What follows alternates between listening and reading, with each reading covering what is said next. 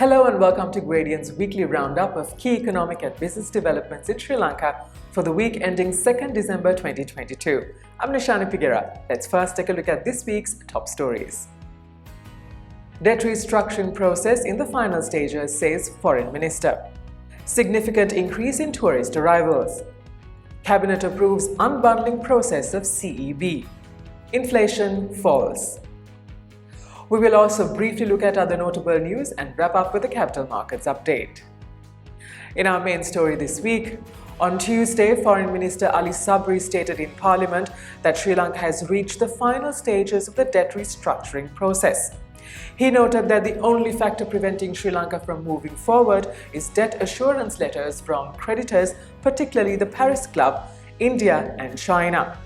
Minister Sabri believes that India and China will deliver their debt assurances. Such assurances is a prerequisite to receive IMF board approval for the $2.9 billion extended fund facility. The SLTDA reported that 51,865 tourists arrived in the country during the first 27 days of November. To date, just over 620,000 visitors have traveled to Sri Lanka. In November, daily arrivals have improved to 1,920 as against the 1,355 in October.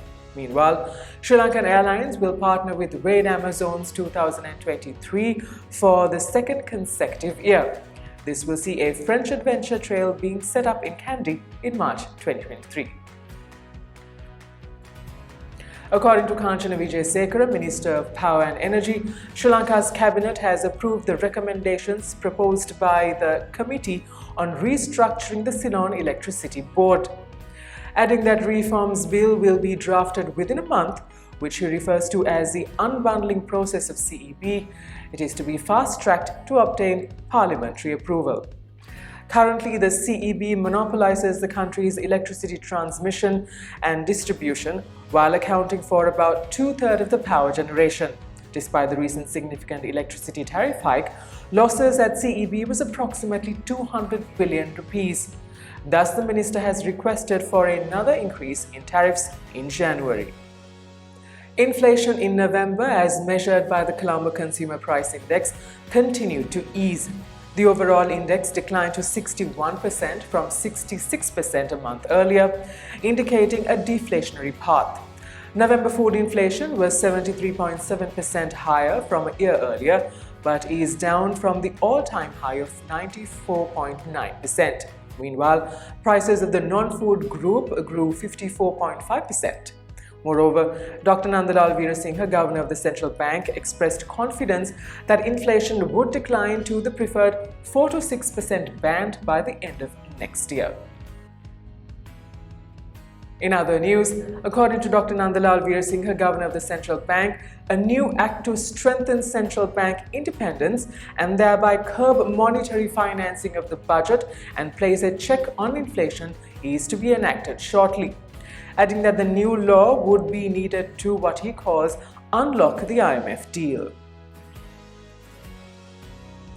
The Export Development Board revealed that Sri Lanka's merchandise exports in October was down 8% from a year earlier to just over $1 billion. Apparel and textiles exports decreased 13.4% to 441 million, with high inventory in the United States and anticipated economic contraction next year stemmed sales orders. Tea exports were flat despite a 22% reduction in the tea production during the month, whilst rubber exports fell 6%. Overall exports to the United States, Sri Lanka's main export market, fell 17.6%.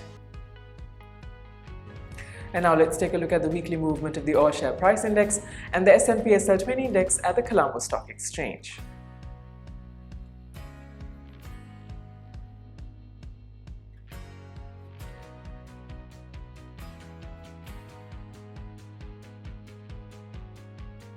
At the Treasury bill auction held on Wednesday, yields on all-term maturities contracted for the third consecutive week.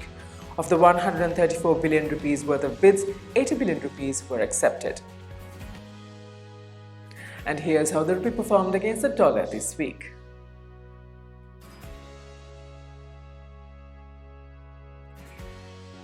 And finally, in other market news, Sri Lanka is to invest over 2 billion rupees in a factory in Kurunegala by building a new vacuum band dryer. As a result, the capacity of its Nestle Nestamalt and Nestle Milo product ranges are set to increase.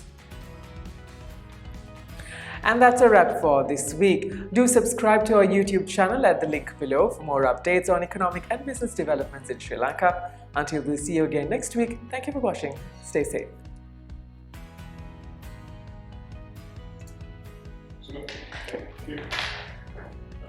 Sure,